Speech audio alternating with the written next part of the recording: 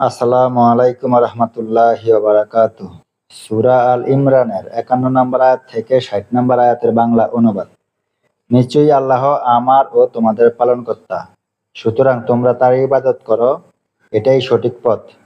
যখন ঈসা তাদের মধ্যে অবাধ্যতা উপলব্ধি করলেন, তখন বললেন, আল্লাহর পথে কারা আমাকে সাহায্য করবে?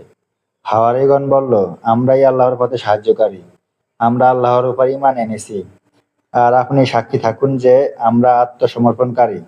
হে আমাদের প্রতিপালক, আপনি যা অবতীর্ণ করেছেন তার প্রতি ঈমান এনেছি, আর আমরা রাসূলের অনুসরণ করেছি। অতএব আপনি আমাদেরকে সাক্ষ্যদানকারীদের মধ্যে লিপিবদ্ধ করুন।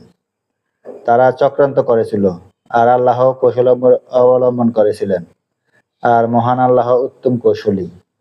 যখন আল্লাহ তাআলা বললেন, হে ঈসা, নিশ্চয়ই আমি তোমাকে মৃত্যুদান করব, তোমাকে আমার দিকে উঠিয়ে নেব, আর তোমাকে কাফেরদের থেকে মুক্ত করব, এবং যারা তোমার অনুসরণ করবে তাদেরকে কিয়ামত পর্যন্ত কাফেরদের উপর প্রাধান্য দেব। অতঃপর তোমাদেরকে আমার দিকে প্রত্যাবর্তন করতেই হবে। অতঃপর তোমরা পরস্পর যে বিষয় মতো বিরোধ করতে, সেই বিষয় মীমাংসা করে দেব। অতএব যারা সত্য প্রত্যাখ্যান করেছে, আমি তাদেরকে দুনিয়া ও আখিরাতে কঠিন শাস্তি দেব, আর তাদের কোনো সাহায্যকারী নেই। আর যারা ঈমান এনেছে এবং সৎকর্ম করেছে তাদের প্রতিদান পুরোপুরি দেবেন। বস্তুত আল্লাহ অত্যাচারীদেরকে ভালোবাসেন না। এসব নিদর্শন ও প্রজ্ঞাময় উপদেশ আমি আপনাকে পাঠ করে শুনাই। নিশ্চয়ই ঈসার উপমা আল্লাহর নিকট আদমের অনুরূপ।